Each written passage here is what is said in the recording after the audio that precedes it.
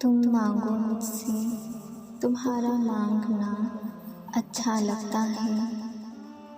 तुम क्यों परेशान होते हो? क्या मेरी कुदरत पर यकीन नहीं है तुमको? मैं तो तुम्हारी शेरक से भी ज़्यादा करीब हूँ।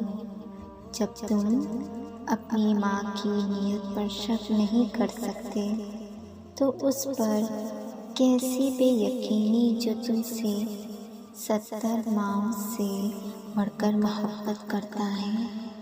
मुझसे मुकम्मल यकीन के साथ मांग कर तो देखो। अर्श पर कुल कहकर पूरी दुनिया को तुम्हारा वसीला बनाकर तुम्हें ना नवाजूं तो कहना।